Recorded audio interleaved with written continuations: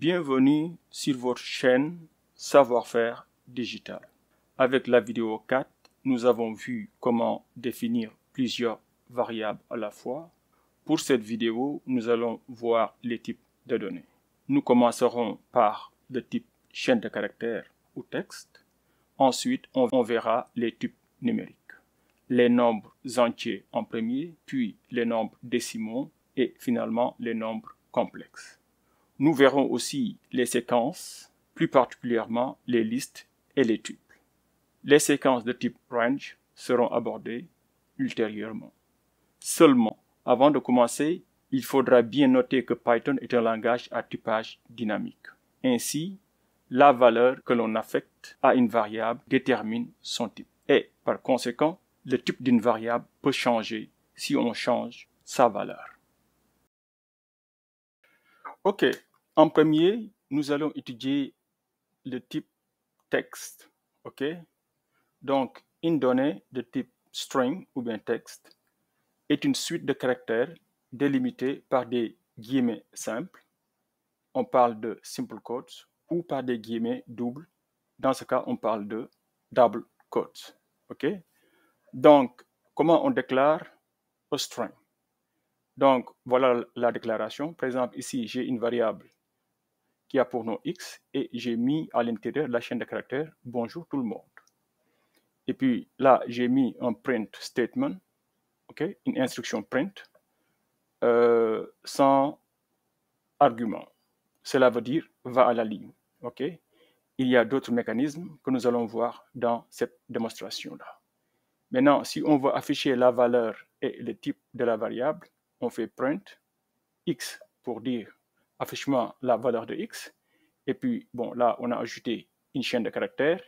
Après la valeur, tu affiches la chaîne et de type, 2 points. Et puis, tu me donnes le type de x.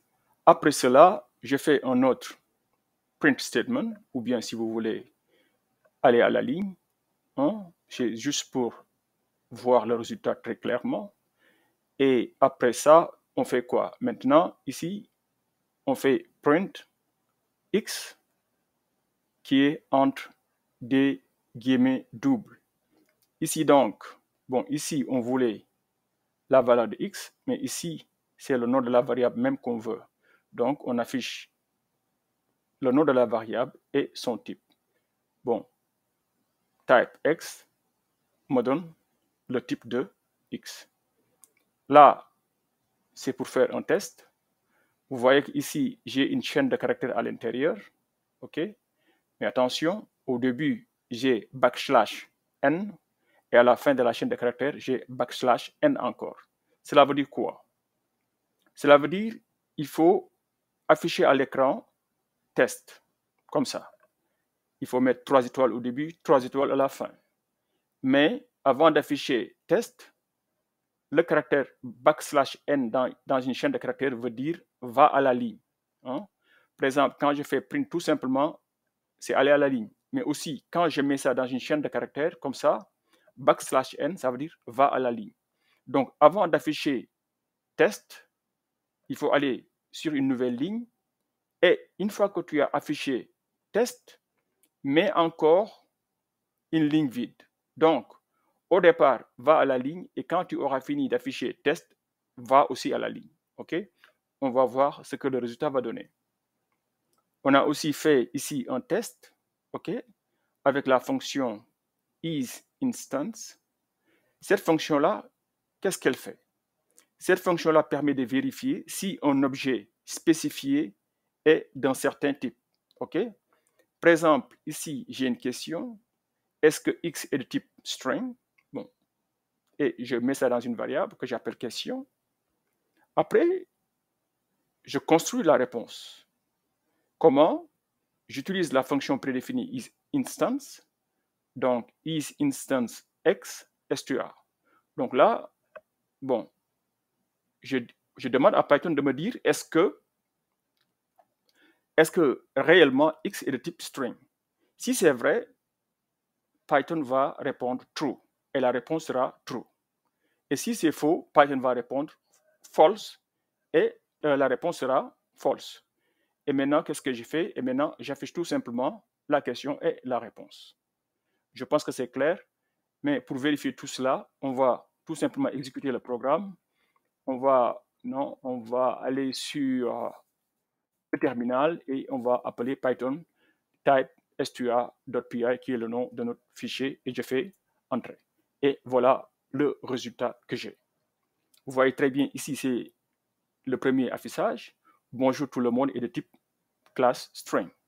Ça, c'est l'instruction de la ligne 12. C'est le premier. OK? C'est le. En fait, c'est pas la première instruction, mais c'est l'instruction de la ligne 12 hein, qui correspond à ceci. Après cela, vous voyez qu'il y a une ligne qui est vide, c'est le print statement qui est sans argument. Après cela, j'ai l'affichage de la variable et du type. Vous voyez qu'ici, on a, au lieu de mettre le contenu de la variable qui était bonjour tout le monde et de type, on a tout simplement mis le nom de la variable qui est x est de type et ça ne change pas parce que, bon, c'est la même variable. Après, on affiche notre test, ce que je vous disais ici. Vous voyez très bien qu'avant d'afficher ça, Python a laissé ici une ligne et vous voyez qu'après avoir affiché le contenu de la chaîne, Python a laissé une ligne en bas. Donc, c'est ce /n là et ce /n là. Donc, laisse une ligne au départ, saute une ligne à la fin. Et après, le dernier affichage n'est rien d'autre que la question et la réponse. X est de type string, c'était la question. Est-ce que c'est vrai? C'est true. C'est vrai. Voilà.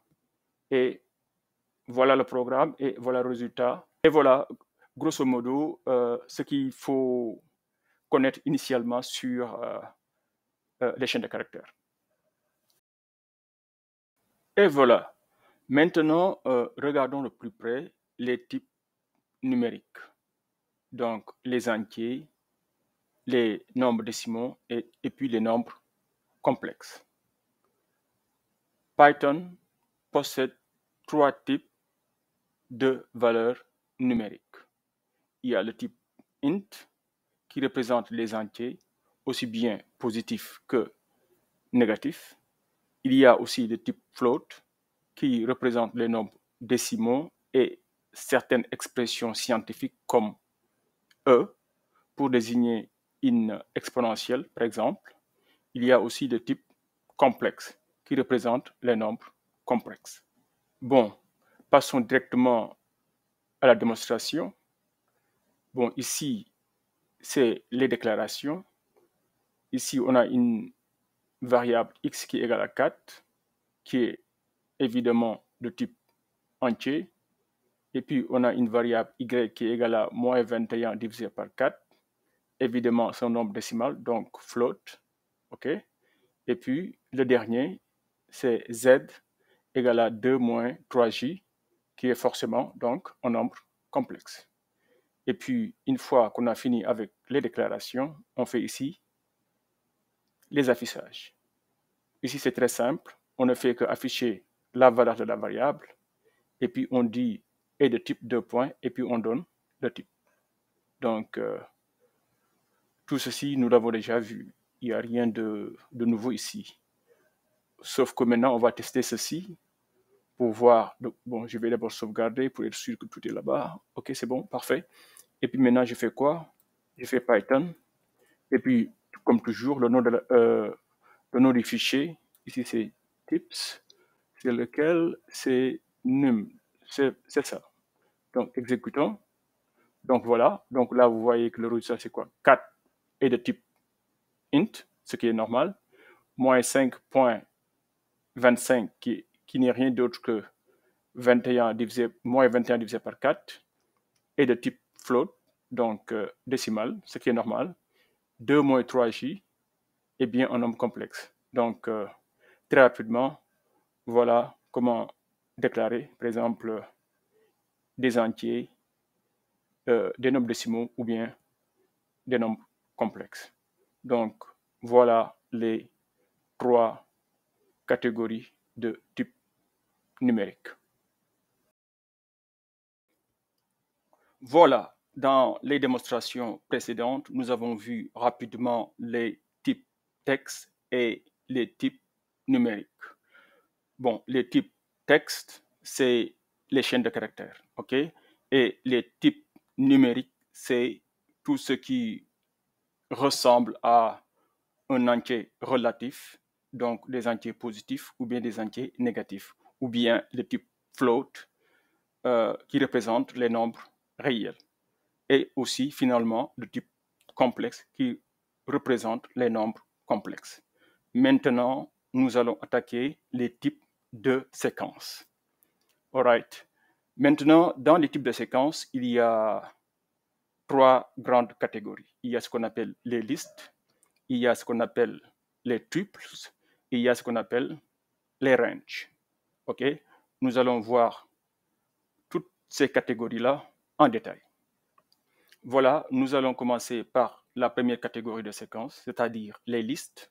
Une liste est une collection d'éléments ordonnés.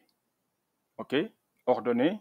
Donc ici, ce qu'il faut retenir, c'est qu'en fait, une liste, c'est d'abord une collection, et que dans cette collection-là, il y a des éléments, et que ces éléments-là sont ordonnés.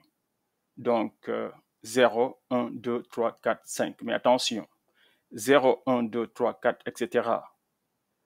Ça, chaque élément 0, 1, 2, 3 est un index. Donc, on va dire qu'en fait, la liste a pour indice 0, 1, 2, 3, 4. Nous allons voir tout cela en détail.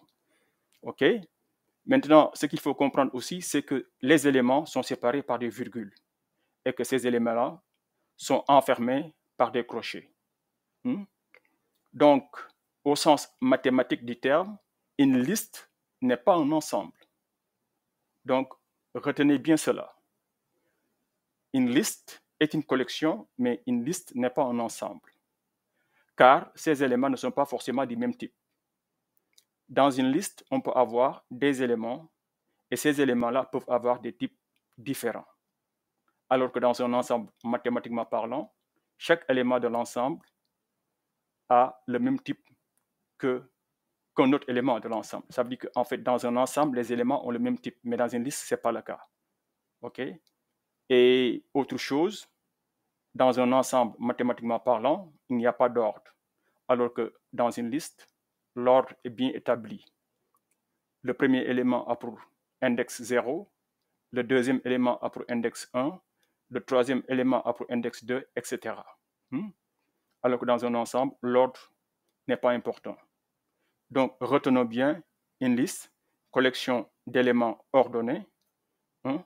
Chaque élément a un index, mais une liste n'est pas un ensemble parce que ces éléments peuvent avoir des types différents.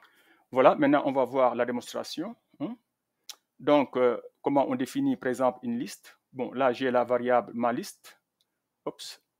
J'ai la variable ma liste qui est là et j'ouvre un crochet pour commencer ma liste et je ferme avec un crochet pour finir ma liste. Et maintenant, à l'index 0, je mets lundi, qui est en fait ici le premier élément de ma liste, et puis je mets mardi, etc., comme deuxième élément. Et vous voyez qu'ici, par exemple, dans ma liste, les trois premiers éléments ont le même type. C'est des chaînes de caractères. Mais vous voyez qu'en fait, si pour l'élément qui est là, 1800, et l'élément qui est là, 20.357, 1800 est un entier, 20.357, c'est un nombre réel. OK? Et après, je finis encore par des chaînes de caractères. Vous voyez qu'en fait, dans une liste, je mets des éléments qui sont ordonnés, mais les éléments peuvent avoir des types qui sont complètement différents. Voilà. Et puis quoi? Une fois que j'ai défini ma liste, je peux l'afficher. Et même mieux, je peux même afficher son type et puis sa valeur. Donc, le premier print affiche le type. Le deuxième affiche, comment dirais-je, les éléments. Voilà. Donc, on va exécuter ça. Donc, comme d'habitude, Python. Et puis, le nom du fichier, type, dash, list. et puis .py, entrée, et voilà. Vous voyez qu'ici, le premier print statement me donne le type, c'est ce qui était là, et puis le deuxième print statement me donne les éléments de la liste, et on voit bien que les éléments, c'est lundi, mardi, mercredi, 1800, etc. Voilà. Donc, c'est ça qu'il fallait savoir, grosso modo, sur les listes. OK, maintenant, voyons la deuxième séquence, donc les tuples. OK, c'est quoi une séquence de type tuple? OK, un tuple est une collection ordonnée d'éléments. Donc, vous voyez qu'en fait, comme les listes, les tuples sont aussi représentés par une collection ordonnée d'éléments. En mathématiques, on parle de n-uplé. OK? Par exemple, un quadruplé est constitué de 4 éléments. Les tuples ressemblent aux listes, mais ils sont immuables. Donc, c'est quoi la différence? Nous avons vu qu'en fait, que les listes sont représentées par une collection d'éléments ordonnés. De même, les tuples sont représentés aussi par une collection ordonnée d'éléments. Mais attention, ici, il y a une différence. Une liste, on peut la changer une fois qu'elle est créée, ce qui n'est pas le cas pour les tuples. OK? Et c'est pourquoi on dit qu'en fait, les tuples sont immuables. Une fois créé, le contenu d'un tuple ne peut plus être modifié.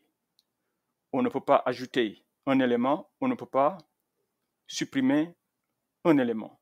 Alors que pour les listes, on peut créer la liste et après ajouter ou bien supprimer des éléments. Pour l'instant, nous nous occupons tout simplement en fait de la définition et comment on initialise ces séquences-là, mais dans les vidéos à venir, on va pousser l'étude de tous ces types d'éléments-là ou bien de variables. OK? Donc, généralement, les valeurs d'un tuple sont entre parenthèses. Donc, retenez bien, les listes étaient délimitées par des crochets, alors que les tuples sont délimités par des parenthèses, en général. OK? Maintenant, nous avons bien vu qu'en fait, les listes ressemblent un peu aux tuples. Donc, quelqu'un pourrait se demander, what is the use case of a tuple? Donc, c'est quoi le cas ou bien les cas d'utilisation en fait de tuples? Donc, allons-y. Par exemple, vous pouvez utiliser une seule variable pour stocker des données dans une seule collection. Par exemple, si vous avez plusieurs éléments, vous pouvez tous les mettre dans une seule collection et vous pouvez accéder à ces éléments-là à travers la collection. Ça facilite la programmation. Mais vous allez me dire qu'en fait, avec une liste, on peut faire la même chose. Oui, évidemment. La liste aussi, c'est une collection. Donc, par exemple, si j'ai ma liste et je mets beaucoup d'éléments, je peux accéder à chaque élément si je connais l'index de l'élément et puis le nom de la variable. OK? Mais il y a autre chose que les listes n'ont pas et que les tuples ont. C'est par exemple la sécurité. Bon, je vais vous donner par exemple un cas. Dans la programmation parallèle, par exemple, si vous avez des éléments que vous voulez mettre dans une séquence et que vous ne voulez pas que le programme change ces valeurs-là, vous pouvez mettre ces valeurs-là dans un tuple. OK?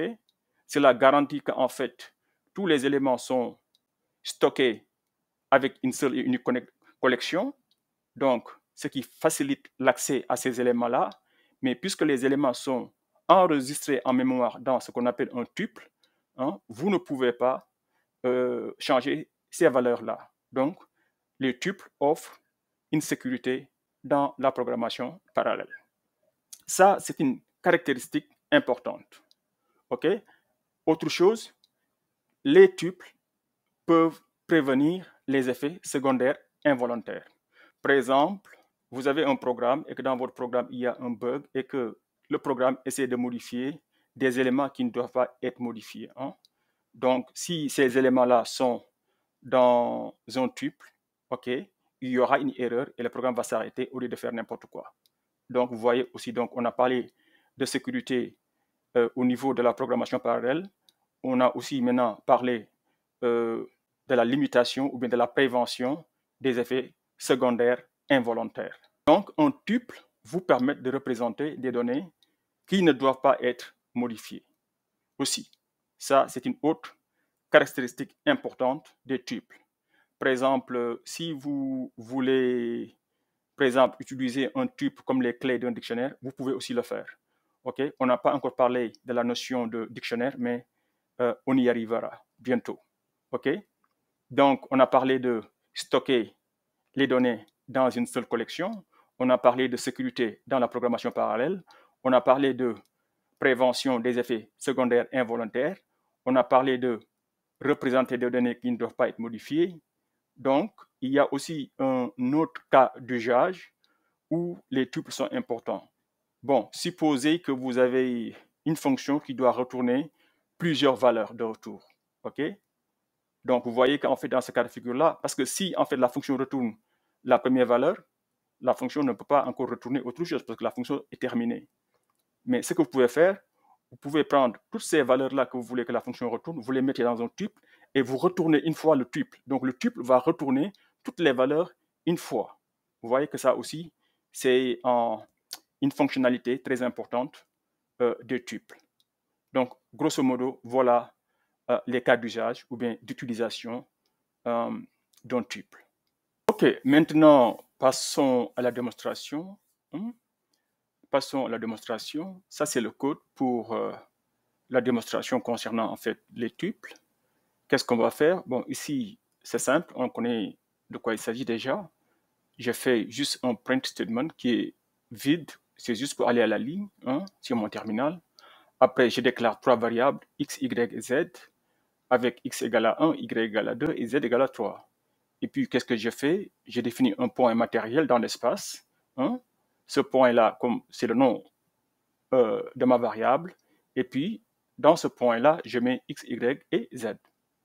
Supposons qu'en fait, que c'est un programme hypothétique où la valeur du point matériel ne doit pas être changée. Dans ce cas de figure-là, par exemple, je peux